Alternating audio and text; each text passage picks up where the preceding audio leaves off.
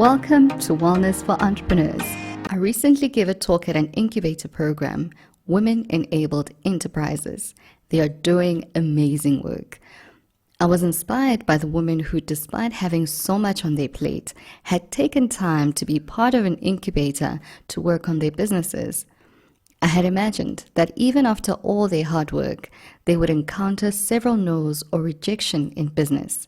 So I penned down 3 things to do when you hear no, or when the results just don't look like you expected them to look. This is the Wellness for Entrepreneurs podcast. This episode is to encourage you and to motivate you to keep going even when you hear no. And I thought I should just mention that in the past 30 days, this podcast has been trending at position 39 in South Africa in the entrepreneurship category. So I'm really encouraged by all of you as well. And when I hear no, this message also resonates with me. So here are 3 things to do when you hear no. The first is when no feels like a rejection, not of your business, but of your identity. Our identities are often shaped in relation to the societies we live in. No wonder that hearing no can sometimes feel like a rejection of who we are at the core. When this happens, it is important to remember your values, your unique strengths, and the deep desires that make you smile alone at night when no one is around. It is important to remember your dreams and the things that make you come alive, because they are your creator's own love letter to your soul. I remember when I was in my 3rd year of my accounting degree in university, and I was struggling to meet the course requirements. Now, this is over probably 12 years ago, and despite having graduated top of my class in all my academic life, the professor I'd asked for help looked at me and actually just told me, hey, you would never make it as a chartered accountant. Well, he was wrong, because the reason I wanted to become a CA was to mentor and help grow businesses from the ground up. And this is what I do today through this podcast, and of course, as a chartered accountant. At that time, it really felt like he had put a stick in the ground and said to my deepest desires that they would never come to fruition. And I found that when people say no, and it feels like a defining moment of who you are, that is the perfect time to define who you are for yourself. I actually imagine that after working so hard in your business, day and night, you will hear all kinds of no. But often use these no's as opportunities to rediscover those deep desires of your heart. Here's the second type of no you will hear, when no feels like the standard is way too high for you to meet. Some no's are a way to keep you in check. Because people who look like you, speak the way you do, come from where you come from, don't usually meet the standard. So guess what? You won't meet it either. As a young executive, I've often encountered these. I've had many ideas on a particular portfolio, and I was told, no, you're not ready, or you're just not going to make it, just not like your other counterparts that are either male, have been doing this for 30 years, and you're just not there yet. Keep going, and one day your time will come.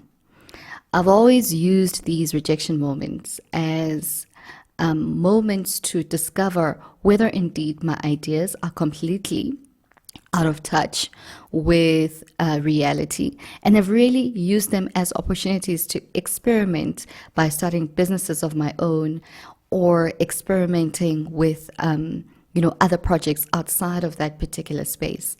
So when the standard is seemingly way too high for you to meet, create your own space to explore and experiment with your ideas until, guess what, you set a new standard.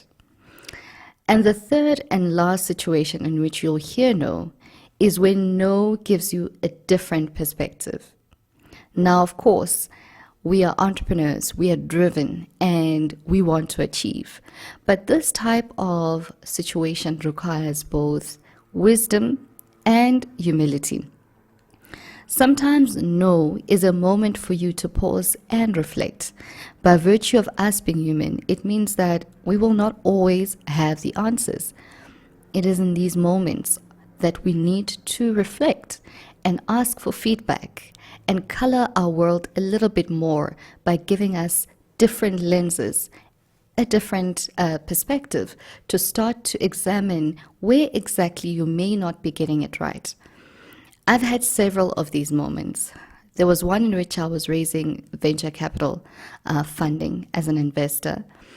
While the overseas investor was keen, there was one in which I was raising venture capital to set up a structure to be an investor.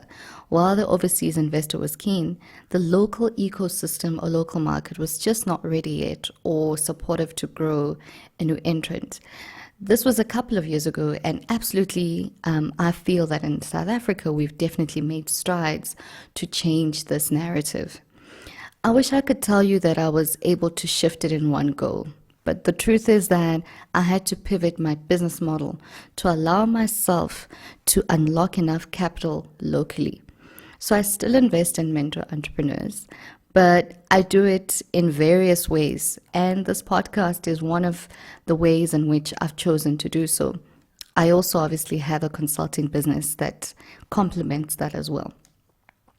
The most important thing here is to stay open to new ideas without losing your true purpose. Use feedback to help you identify new gaps that you could use to create something unique and worth value. But as I said when I started with this point, is that you have to be both wise and humble. So, these are the 3 things you must do when you hear the word no. When no feels like a rejection of you personally and not of your business, or when no feels like the standard is way too high, or when no gives you a different perspective, a different lens, a little bit of color in your world. In all of these cases, you have the power to use no to your advantage. As Thomas Edison once said, our greatest weakness lies in giving up. The most certain way to succeed is always to try just one more time, just with a different lens this time around. And that one is my poetic or editorial license. So with these words, I just want to say to you that you are on this journey, and this episode is really more of an encouragement to you, and you're doing amazing things. So keep going. And I actually just saw a post of one of the entrepreneurs that will be a guest on this podcast, and he was saying he had bought a new microwave, and that, a microwave in his world is such a big deal, because he is spending so much time at the office. The microwave was for his office. And it really just gave me a perspective to say, despite the amount of work that he would have spent, or any other entrepreneur like yourself would have spent, working so hard on your business, you will one day encounter these situations. But the idea is for you to keep going, and remember that no is really giving you power back to continue to build your empire or build your dreams or work on your dreams. So thank you once again for listening, and thank you for the enormous support I've received from this listenership, and it's growing, and I'm really grateful that we are really being rated somewhere on the charts. So it's not really about always being rated in a particular position, but it is about impacting one life at a time. So I look forward to speaking to you again. The next episode, we will have another guest who is going to be just amazing. Thank you for listening to the Wellness for Entrepreneurs